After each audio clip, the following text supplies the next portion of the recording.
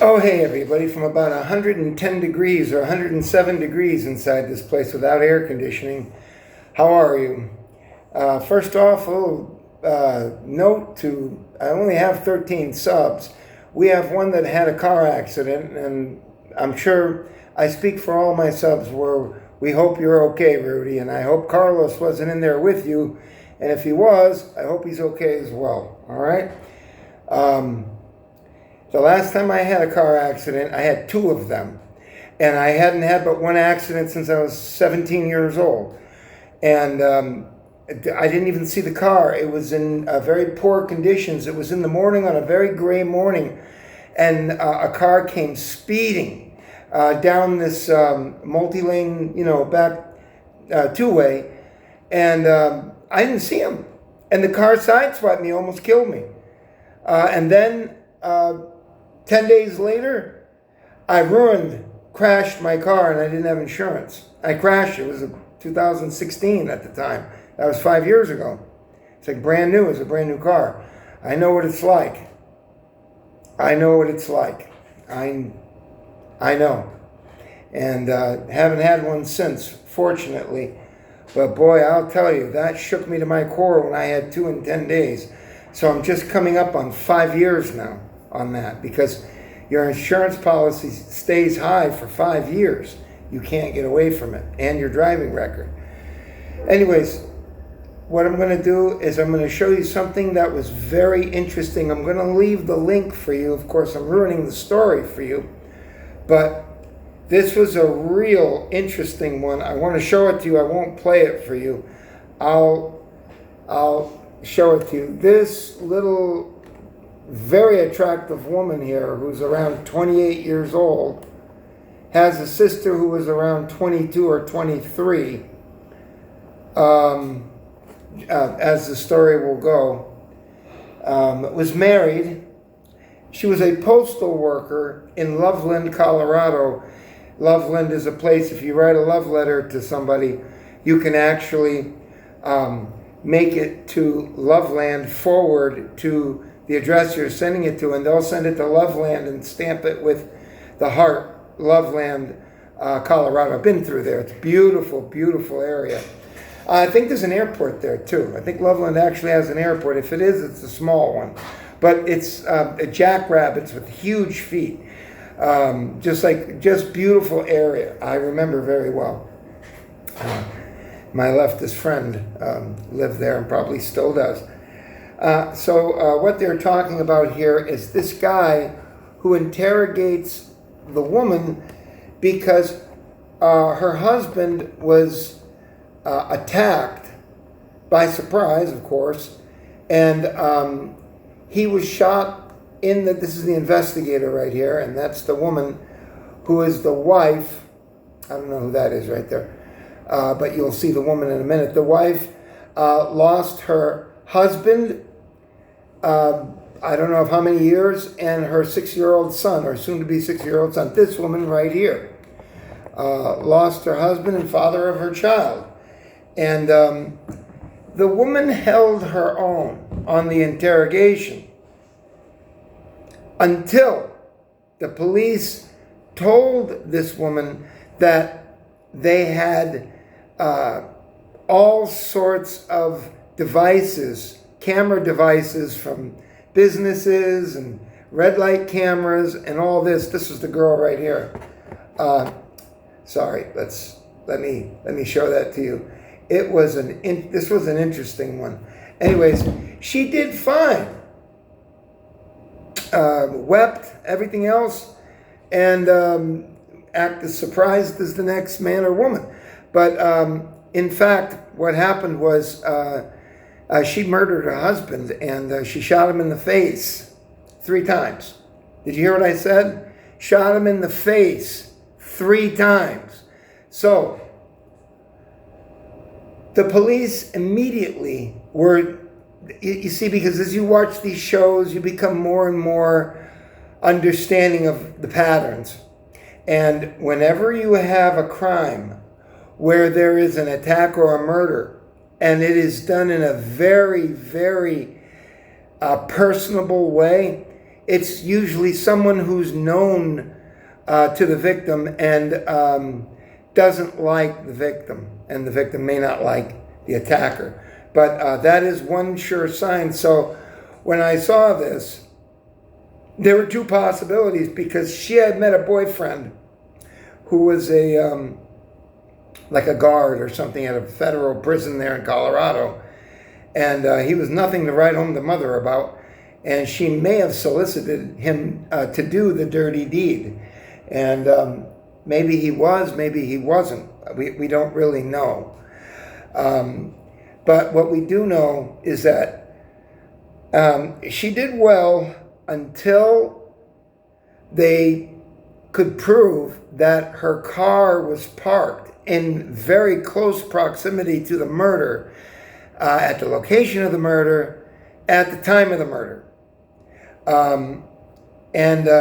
Until then, she held her own.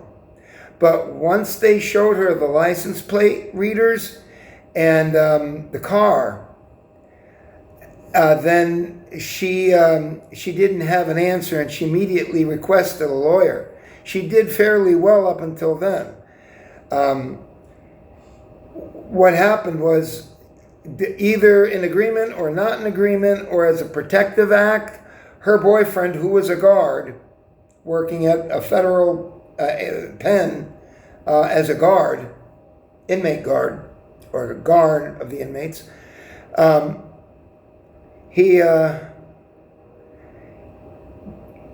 followed the victim. He was a postal worker, and the man and the woman there, the wife and the boyfriend there, the guard of the woman, they were in, they had their phone messages too, and their, because it locates you and they can tell the messages.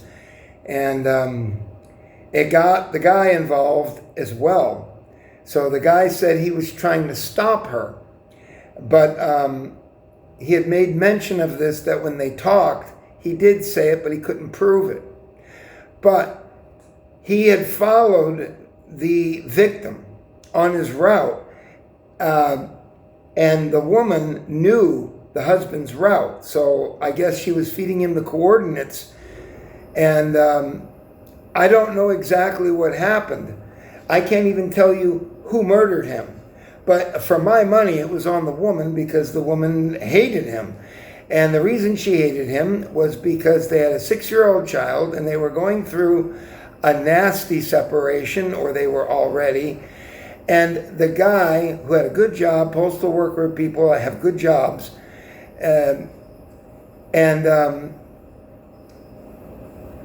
made time in a serious, meaningful manner, made time with the perpetrator, the perp here, the woman, her sister, who was around 5-6 years younger than her.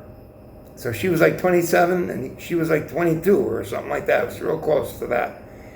And he was making good time with her. And he claimed not to be afraid of this 28-year-old wife of his. He was separated. They didn't get along. And he wound up paying the price for it. It was something like, and I'm sorry to say this, but it was something like the woman there that got attacked by the dog a few days ago. 2 dogs, and it killed her. It ripped her throat out, I believe, and she bled to death at the hospital. And along the way, I'm sure. And she was absolutely loved animals and loved dogs. And folks, sometimes it doesn't matter what it is. It could be immigration, it could be criminal this or that, or it could be anything. It could be overeating, who knows? You can't just allow yourself a narrative and live by it, because it seldom works. It seldom works. So, that's what it is. You have to use your head. You have to use your head. And the woman there was completely oblivious to these 2 vicious dogs. And the only thing in her mind was getting away. But before that, she was just thinking about cute dogs. And that's not the way you do it. So in this case over here, what happened was the woman did well until she found out that her car was placed at the murder scene or very close to it. And the man, they had him following the man. So we don't know if he did it or assisted or anything else. We do know, according to the police records of the GPS and so forth, the triangulation of the signals and so forth on the cell phones, that he tailed the victim. And it culminated in his death by being shot in the face 3 times. He maintained his innocence, and I was surprised that at the end of the show, the police had continued to question him, and they finally arrested him, I think. I think they finally charged him. But he did not get a lawyer. He just talked to the police, and the police had enough of it. He kept saying that he was there trying to stop her. And evidently, I checked it. It went to trial. The police must have had an immensely seal-tight, lockdown case, because it doesn't look like they negotiated one bit. And that is somewhat circumstantial. When you're following somebody, it's circumstantial. It doesn't prove that you've involved yourself in the attack, only by the way of moving with the soon-to-be victim. So it was. I was surprised that he answered those questions, because the cop said to him, one of the last questions he said is, "What do you think should happen to an attacker that does this to a person?" And he hemmed and hawed and explained about how she was a good woman and this and that. And then the cop said, "What do you think should be done to a person who assists her?"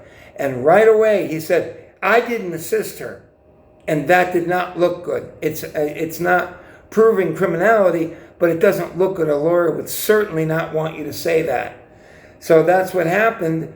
And I found out that the woman went up the river for life sentence with no parole. And unbelievably, in my opinion, he got life too, without parole. So I was surprised about that. And maybe they offered him a deal. Maybe they offered him 25 years or 30 years. He should have taken it, because the jury was very quick to piece that together, no matter whether it was right or wrong. Anyways, that's it, folks. Take care. This will take 11 hours to load, 12 hours to load.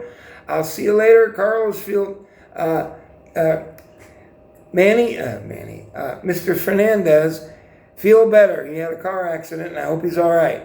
He texted me back last night. Anyways, take care, and I will see you tomorrow. It's being Sunday today. Bye.